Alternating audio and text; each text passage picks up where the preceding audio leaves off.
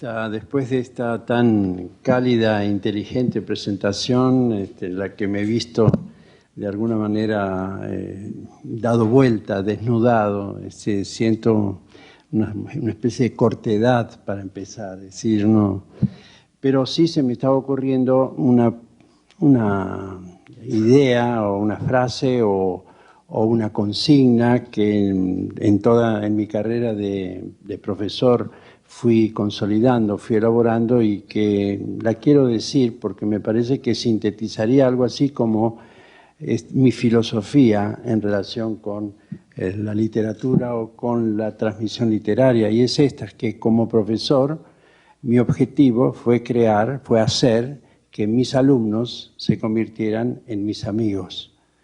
Creo que lo he logrado en alguna medida, sea porque aquí ya veo algunos que pudieron haber sido mis alumnos y que son mis amigos, y mis amigos que están por todas partes. Bueno, muchas gracias. Empiezo con este tema que he preparado para hoy, que lo tenía más o menos preparado, y que tiene dos momentos que espero que no sean contradictorios, sino de alguna manera no tan secreta, complementarios. Vuelve tenaz como la lluvia sobre el paisaje de América Latina una antigua, reiterada e irresuelta cuestión, la del antagonismo entre nacionalidad y universo, aldea o mundo, América y Europa.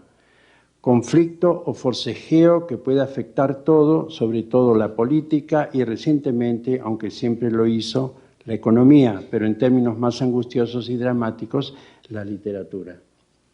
Como si la cuestión estuviera inscripta en los genes, reaparece cada tanto, generación tras generación, formulada como si fuera por primera vez, como si los más jóvenes, los que apenas comienzan, sintieran el mandato y dijeran lo que ya se dijo en otros momentos y en otros contextos. Es extraño, los más jóvenes podrían haberse librado de una formulación que no hay inconveniente en reconocer como propia de momentos en que, como apuntaba Pedro Enríquez Ureña, la promesa brindada por una cultura mucho más que en ciernes, ya en acción plena, estaba acompañada por el descontento. Pero no se libera ni el conflicto entre nacionalismo y universalismo vuelve a entrar en escena como problema, pese a que hace ya varias décadas tuvo una tan brillante como definitiva resolución en un trabajo de Borges, el escritor argentino y la tradición, siempre evocado, siempre sugerente y en principio tajante respecto de tal conflicto. Borges, como es imposible no recordarlo, colocaba una indefinida definición de una literatura no en el orden de la nacionalidad, sino en los núcleos permanentes de la condición humana, más allá incluso de la condición de la lengua. No fue el único. Un escritor como Alfonso Reyes, en divergencia y oposición a quienes contemporáneamente habían sido tomados por la temática de la identidad, estaba movido por un pensamiento semejante. Su obra da claro testimonio de su universalidad, así como la misma resolución se puede observar en la de Pedro Enríquez Ureña. Es posible que todos ellos respondieran más o menos espontáneamente a la lección que había dejado la vanguardia, cuyo notorio universalismo, deliberado en el caso de Huidobro, salvaje en el de Vallejo, operaba en una perspectiva de certeza respecto de las dudas que acerca del ser nacional o americano torturaban a muchos otros. Si la vanguardia actuó la refutación y aún la destrucción, es porque suponía o imaginaba o sentía que había algo sobre lo cual actuar, que el viejo ideal de constituir nacionalidades y culturas ya se había convertido en realidad, un conjunto de estructuras que podían resistir tales gestos y corregir sus vicios y reducir su pobreza. Si el modernismo había incitado a una vivencia de riqueza sacudiendo la modorra filistea, ¿por qué entonces la vanguardia no podría proferir sus rugidos amenazantes? La propuesta borgiana sale de ahí y pretende sacar de la cabeza las oscuridades que condenarían al escritor argentino a la repetición, a la obediencia, al provincialismo y a la esterilidad. Sin embargo, es asombroso cómo el dilema vuelve a presentarse. En sí mismo quizá no sea interesante. Lo es preguntarse por qué regresa, puesto que su regreso no es de lo reprimido, ya que siempre tuvo carácter público, aunque quizás lo reprimido esté siendo otra cosa, la identidad misma cada vez más dudosa, más extraviada y por eso más requerida e interrogada, como si no hubiera experimentado todavía los goces de su existencia más plena. Empecemos por decir que habría evidentes motivos para volver a sentir que la identidad nacional o latinoamericana está sometida a una dura prueba en el orden económico y político, aún en países cuya vida cotidiana parece ofrecer una resistencia notable a la despersonalización. Subsisten hábitos, gustos y lenguajes que parecen capaces de soportar los efectos de la llamada globalización, pero no es difícil pensar o sentir que esa resistencia puede ser endeble y a la larga ser vencida. Si eso es diagnosticable en México, Guatemala o Bolivia, cuánto más no lo será en Colombia o en Argentina, por no hablar de Puerto Rico y aún Cuba, cuya resistencia política no la libra de una derrota en el plano de los ideales de vida o de comportamiento. Los riesgos de esta situación son grandes y quizá afecten ese hueso profundo e íntimo que llamamos identidad y que parecía adquirido y consolidado en el momento de las más espectaculares y exitosas afirmaciones nacionalistas ligadas a la noción de Estado fuerte y de bienestar. Ahora no es así y el análisis de la situación es tan descriptivo como abundante, así como sus causas, y sobre todo como la pintura que se viene haciendo acerca del futuro. Es previsible, en consecuencia, que haya regresado una especie de angustia de pérdida similar, aunque en otro contexto, a la que se experimentó en todo el continente desde fines del siglo XIX y en especial en las primeras décadas del XX, cuando las preguntas sobre la identidad conducían por un lado a una ansiedad de definiciones caracterológicas y por el otro a un sistema comparatístico cuyos términos eran precisamente nacionalismo versus universalidad. En el plano literario, aunque es difícil separarlo de los otros, esa inseguridad que se desprende de la reaparición del tema podría justificarse mucho menos en virtud de la euforia universalista que se creó en las últimas 4 décadas cuando la literatura latinoamericana atravesó barreras y obstáculos y conoció una aceptación que nunca había ocurrido. Se tuvo la impresión de que todo provincianismo quedaba atrás y de que por fin obras valiosas, cuasi olvidadas, eran realzadas por las fuertes expresiones actuales que se hacían valer y valorizaban a sus predecesoras. Hubo reconocimientos de toda índole, hasta los máximos, de modo que si el conflicto reaparece ahora, habrá que hallar alguna explicación específica vinculada con la literatura misma y la incertidumbre con que parece que se la vive una vez disipado aquel dispendio de fervor y de orgullo recientemente adquirido. Sin embargo, la proyección de este ánimo al campo literario no es fácilmente admisible y es donde atribula más que en los otros, porque en apariencia es donde menos se justificaría, puesto que en las últimas 4 décadas del siglo XX la literatura latinoamericana logró una repercusión y un grado tal de irradiación, en América Latina primero y en el resto del mundo después, que pudo pensar de sí misma que había superado el dilema.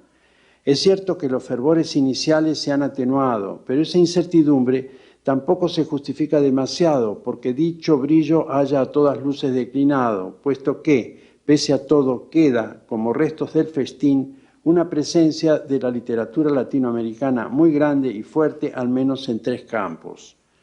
Ciertos, aunque en pocos casos, enormes tirajes y la consecuente importancia comercial que han adquirido algunos escritores, con infinidad de traducciones y gigantescos anticipos y aún transferencias como si fueran extraordinarios deportistas de editorial a editorial, todo lo cual se expresa en el nuevo papel que desempeñan los agentes literarios. Premios de gran envergadura monetaria, con los consiguientes riesgos económicos, sin embargo asumidos para quienes los otorgan, y por fin, consideraciones periodísticas y académicas más orgánicas que nunca, Nunca como ahora hubo tantos congresos y tesis dedicados a escritores latinoamericanos. Nunca como en los últimos años hubo tanta celebración crítica, aunque en la mayor parte de los casos es más bien acrítica, pero igualmente eficaz a los efectos de la mencionada presencia. Se podría señalar, de paso, una paradoja flagrante. Mientras hay escritores que perciben fortunas por libros a veces efímeros, la mayor parte de quienes escriben y que presumen que lo hacen mejor tienen escasísimas esperanzas de lograr, a veces inclusive la mera publicación, no ya vivir de la literatura o hacerse conocer. Es probable que el telón de fondo de la reaparición de la inquietud resida entonces en otra parte, descontada la general falta de horizonte económico en el ejercicio de la literatura. Puede explicarse por el deteriorado orden de la lectura, o al menos de lo que se dice que padece la lectura. No vale la pena insistir en tema tan remanido. El hecho es que la indisimulable fuga de lectores puede hacer creer que o bien no vale la pena escribir, o bien que el libro no tiene destino, o bien que la literatura cuenta poco en el comercio discursivo que tiene lugar en la sociedad.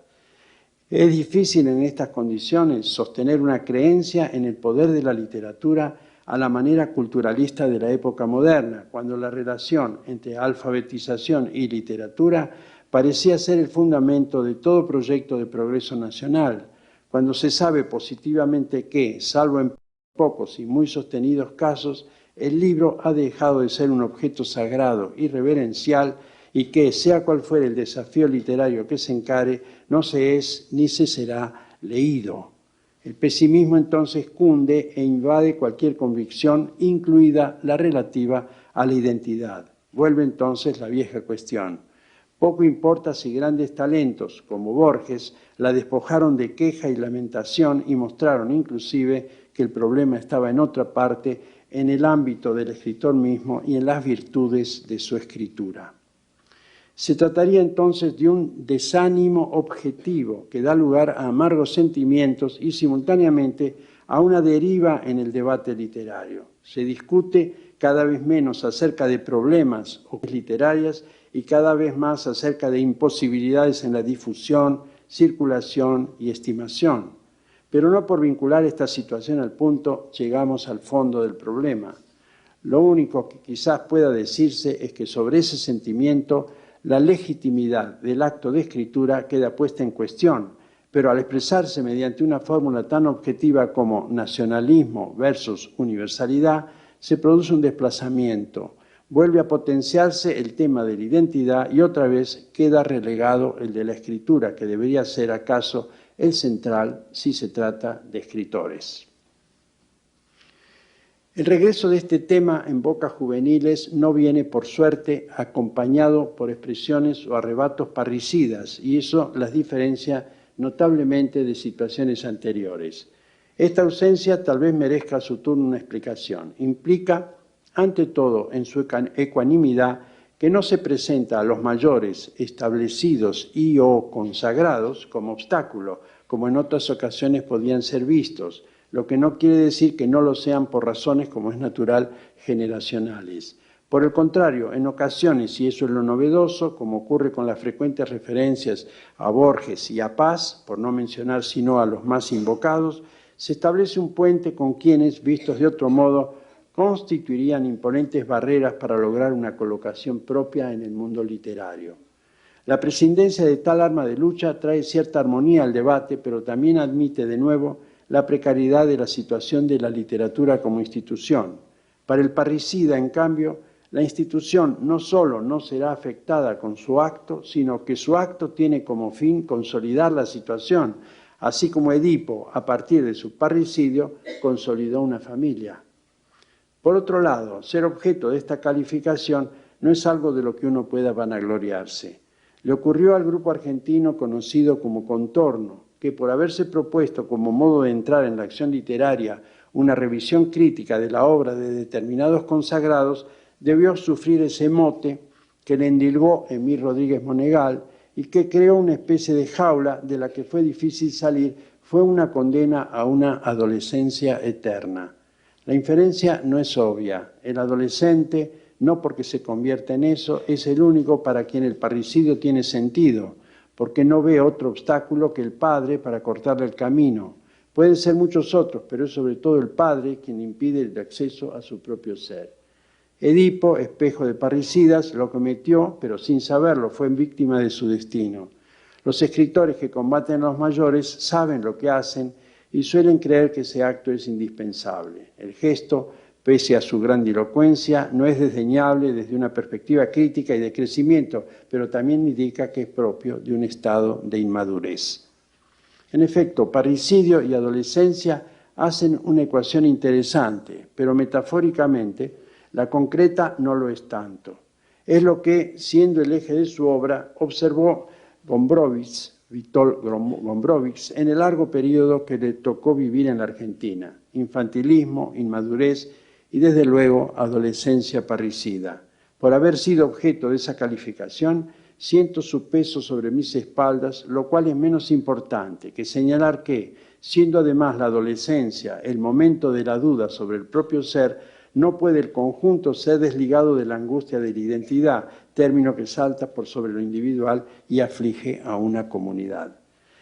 Será abusivo decir que las incesantes e interminables apelaciones a la identidad indican socialmente una cultura inmadura a la que le preocupa más una imposible respuesta sobre su ser que una pregunta por su capacidad de producción. La literatura, por supuesto, tematiza este modo tan peculiar de la angustia, que no se percibe en la de países centrales en los que puede haber disquisiciones caracterológicas, pero rara vez angustia identitaria, reservadas para culturas más jóvenes a las que no les gusta lo que son porque no se parece a lo que podrían o deberían ser. En este esquema no es de extrañar que la angustia por la identidad se exprese por medio del dilema o choque entre nacionalismo y universalidad. Lo que se es insatisfactorio, pero que no habría más remedio que asumir contra lo que son otros y que no es más que deseable, pero imposible asumir, sobre todo porque no nos dejan. En el plano literario, que es lo que más importa, Borges otra vez nos proporciona una pauta. El breve cuento La trama de El Hacedor proclama que al destino le gustan las repeticiones, las variantes, las simetrías. Julio César, acosado por los puñales de sus amigos, descubre a Marco Junio Bruto, su protegido, acaso su hijo, y exclama: «Tú también, hijo mío». 19 siglos después, un gaucho es agredido por otros gauchos y al caer reconoce a un ahijado suyo y le dice con mansa reconvención y lenta sorpresa: «Pero che». Ambiente campesino, lenguaje nacional, pero situación más que nacional, tan universal como consagrada y que remite a la traición, a la resignación, a la fusión de los contrarios, a esa simetría que diluye todo localismo. Es fácil leer esta narración en clave psicológica, difícilmente en clave folclórica. Eso quiere decir que el acento no está puesto en la localización, en la tipología, ni siquiera en el lenguaje, sino en la trascendencia, el punto en el que lo particular explota y pasa a ser paradigmático, todo lo que puede llegar a ser aquello que el escritor cruce entre saber de escribir y saber de qué escribir es capaz de escribir. Lo que Borges enseña es simple: no importa el referente, importa en cambio el referido. De modo que lo que en realidad cuenta es quién hace el cuento, o sea, el escritor y su potencia transformativa. Eso es lo maduro y ya no la angustia de la identidad. Se supone, por lo tanto, que el escritor quiere, a partir de sus dos saberes, o mejor dicho, que la posesión de sus dos saberes es la condición del surgimiento de su querer. ¿Pero qué quiere? Dos cosas ante todo. Una, validarse en tanto puede alcanzar mediante su escritura la región de los sentidos, o mejor dicho, la de las significaciones. Se diría en consecuencia que ningún escritor quiere ser insignificante. La segunda, formar parte de una comunidad reconocible, admitida, querida, valorada, respetada por lo que escribe. Nada cuesta admitir esta doble dimensión, pero lo asedia una preocupación: cómo se reconoce a sí mismo, a quién le debe y qué debe para ser escritor. Las respuestas a estas preguntas no se hacen esperar. Cada escritor tiene su biblioteca. La configura mediante su lectura. De ella se nutre, sobre ella se refracta idealmente.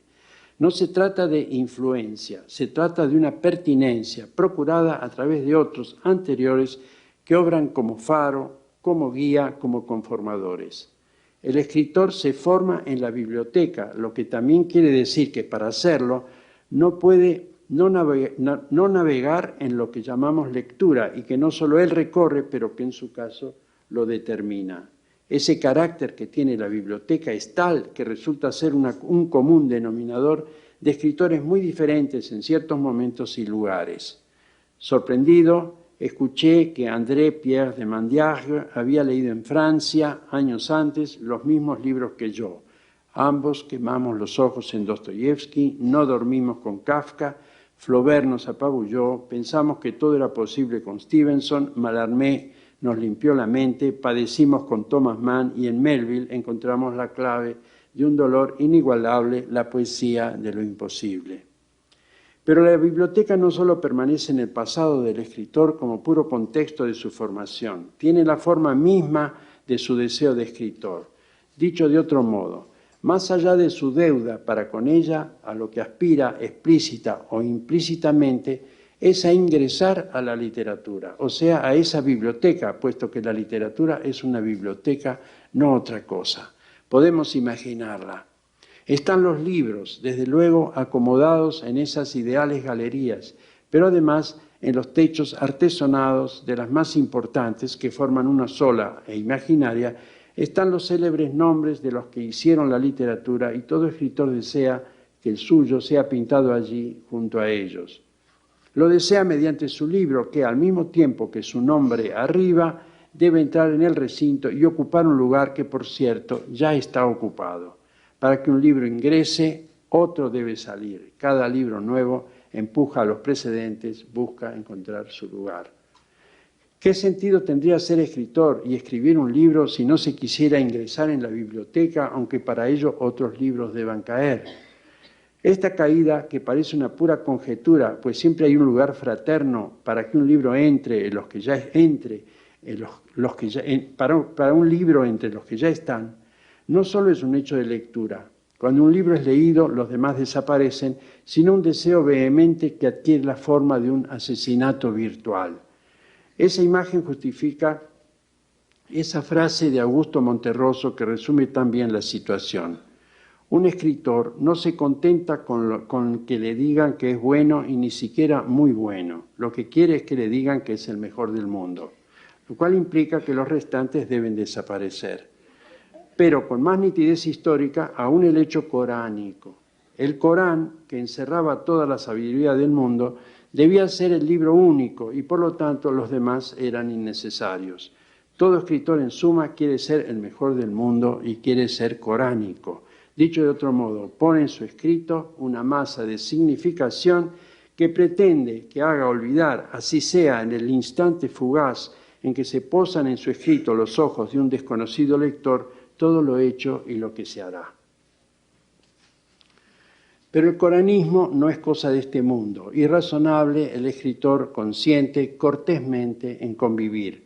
Por de pronto declara, bonachón, amistoso, tragando su sensación de infortunio por no reinar solo, que no es su intención matar a nadie ni expulsar a ningún libro de la biblioteca. Aspira, con la humildad de los antiguos cristianos, a compartir ese reducido espacio que se supone que está siempre preparado para recibir visitantes inesperados, eso que se llama innovación, ruptura, renovación, originalidad, y que en principio toda literatura desea. Renuncia inclusive, por lo tanto, a hacer del instante de la lectura de que puede ser objeto un absoluto primario y admite no solo que es posible leer su escrito porque antes han sido leídos otros que facilitan la lectura del suyo, cosa que es propia de un lector no escritor, sino también que lo recorren presencias de otros libros, esa deuda con la biblioteca de la que hablábamos antes y a la que se reconoce ya sea con el nombre de influencia, ya de intertextualidad, ya más precisamente de presencias. Palabras todas que racionalizan la lectura, sobre todo la lectura social y reproductiva, no la escritura ni sus propias leyes. Inicialmente coránico, aparece renunciando a ese hiriente y desolado privilegio y admite que hay que ser cortés, no porque querer ser el mejor y el único le parezca una aberración, sino porque no le queda otro camino.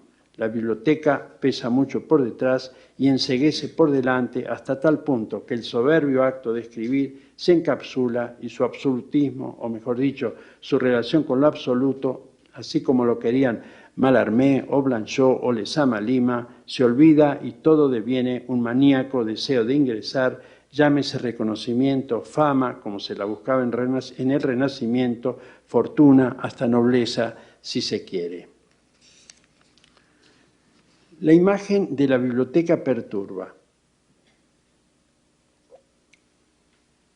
Es lo posible y lo utópico al mismo tiempo. Está ahí, en lo que nos forma y lejos en lo que nos alberga. Ambas líneas crean una reja ilusoria.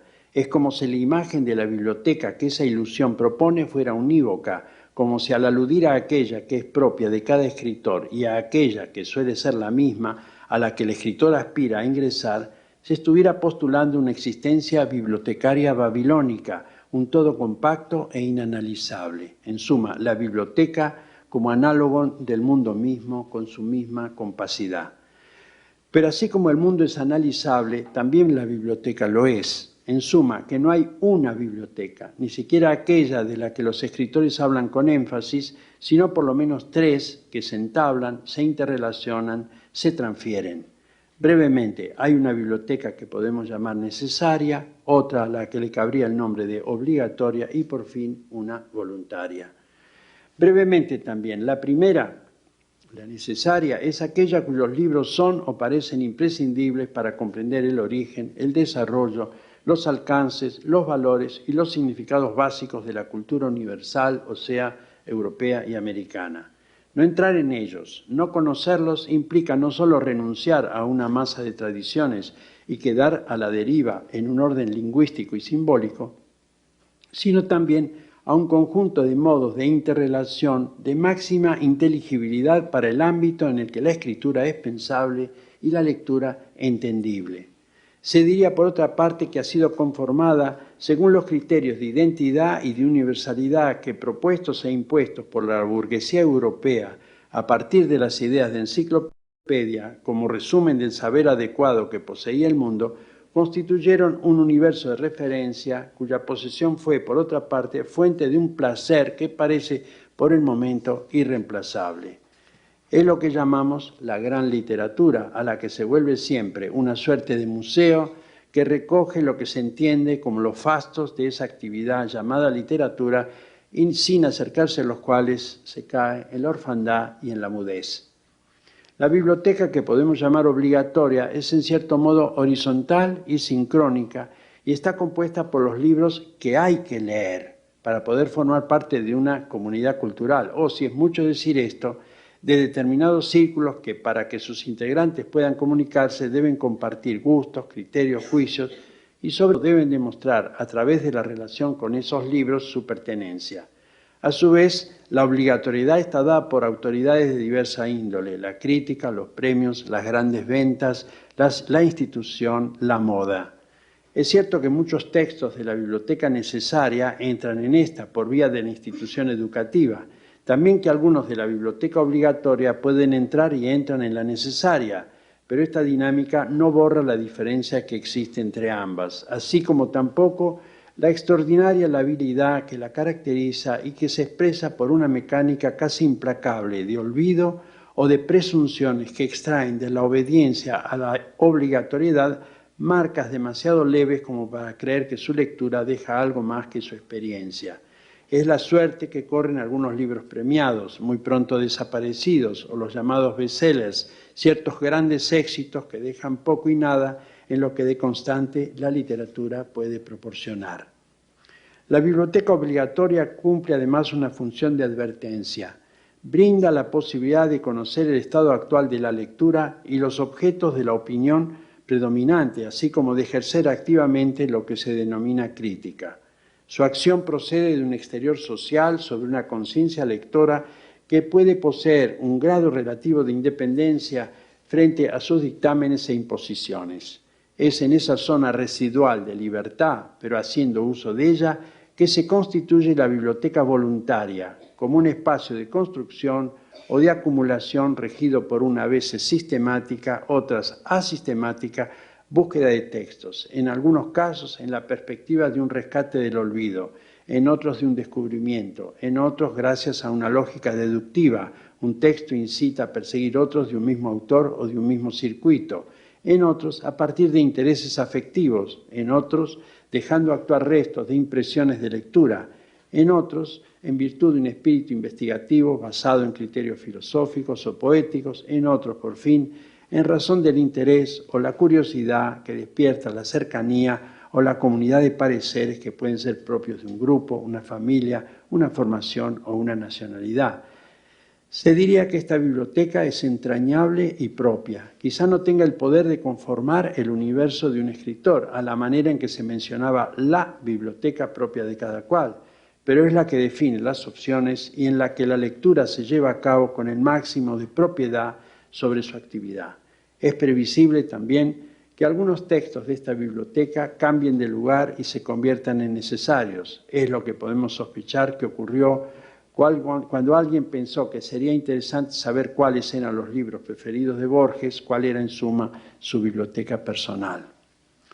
De todos estos razonamientos se infiere que el recurrente dilema nacionalismo-universalidad queda reducido a un ámbito objetivo y se vincula con la cuestión más general de la identidad, pero no afecta ni compromete una reflexión sobre lo que sería inherente al escritor y su proceso. Para la cuestión es otra.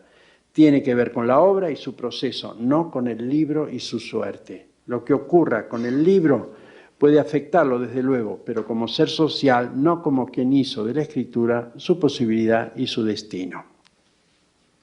Segunda parte. Estamos en tiempo, ¿no? ¿Estamos bien?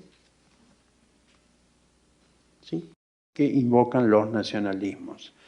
Por eso la opción tiene un carácter más fuerte en el orden de la lectura, o si se quiere, del ejercicio crítico. Sea en virtud de teleologías, en mi opinión, reducidas y reductoras, o de conceptos muy generales que el crítico facilista o confortable invocará para encontrar en lo explícito los puntos de apéndices esenciales. La historia de la literatura adquiere categoría de discurso en ese mismo punto y momento. América Latina hereda esa unidad.